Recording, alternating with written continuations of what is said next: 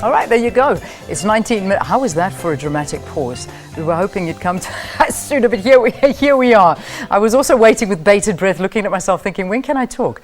All right, now, with the price of petrol increasing, many might be thinking of how to minimize the erosion in their pocket. Electric cars have become popular in the past few years and are becoming cheaper to produce as well. Tesla, the company founded by South African-born Elon Musk, has just released the Tesla 3 and is expected to become available in the country by 2018. This is an exciting moment and a damn fine-looking car, if I might say so myself. There are also other electric car makers, but what are the laws around them in the country? Here's an interesting conversation we're going to have. So, Senior Account Executive at Risk Benefit Solutions, Colin Van Zyl, joins us. I think, Colin, you are in our Cape Town studios, of course. There's our mountain behind you. Good to have you. Welcome to the program. Morning, Leanne. How are you doing? I'm very, very well, thank you. So, electric cars here in South Africa, what's the deal around them? It's going to be interesting. As with new technology, it's not a case of taking out your golf cart and driving down the main road. There are going to be laws against it. It's going to be regulated, and Tesla's definitely leading the edge there, along with BMW, Toyota, Volkswagen.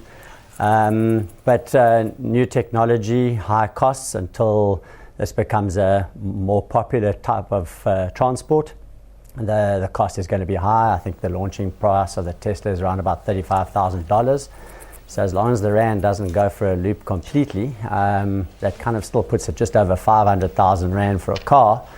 Not exactly your average commuter's price range. Yeah. But hopefully competitiveness numbers will bring that down, and technology will advance and make it reachable to the average traveler. I mean, when we talk about the risks and the insurance for a car like this, I mean, what are we looking at?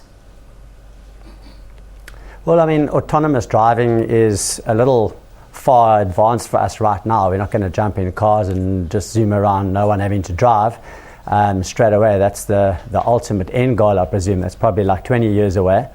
But technology is quick, and Volvo is leading that field, where if there is autonomous driving and it takes the actual human error out of it, we will see a massive decrease, and they're throwing figures around of like 80% reduction in accidents and stuff.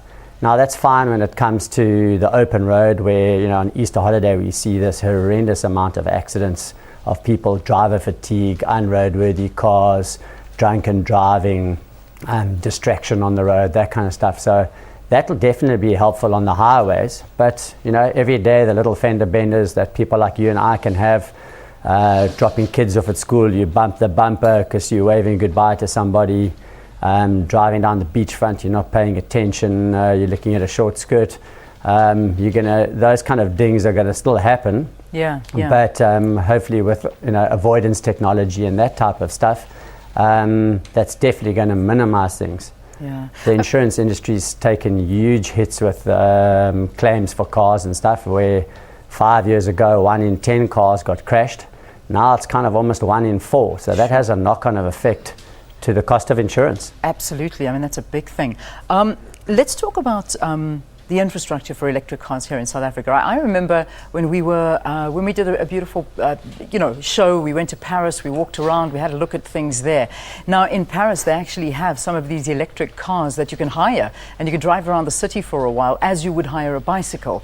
Now the catch there is that you would drive it around from point to point, and it was a different charge point that you would leave the car.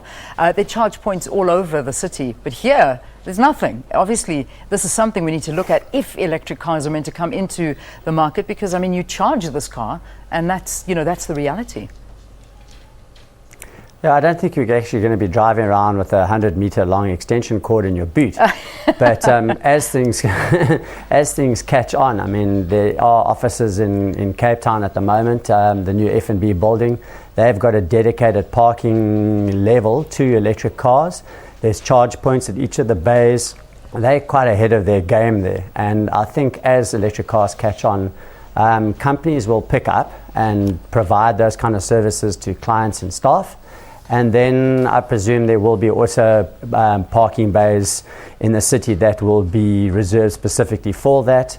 I can't quote for any particular companies, but I mean, if there's petrol stations that fill up with petrol, somewhere along the line there's going to be some type of charging station where you can go in and have a quick top up to kind of give you enough power to go home.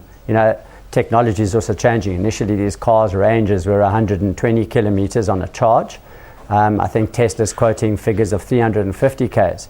Now, that's more than enough driving for anybody to do in kind of 2-3 days.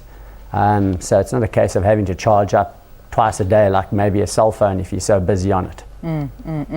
Just in terms of price, I mean, we see, honestly, superstars and Hollywood stars driving these cars.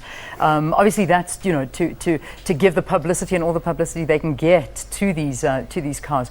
I mean, what price range are we looking at for electric cars? Well, this $35,000 is the price that's being thrown around at the moment. But as it becomes more popular and more units are produced, yes, we will see costs come down.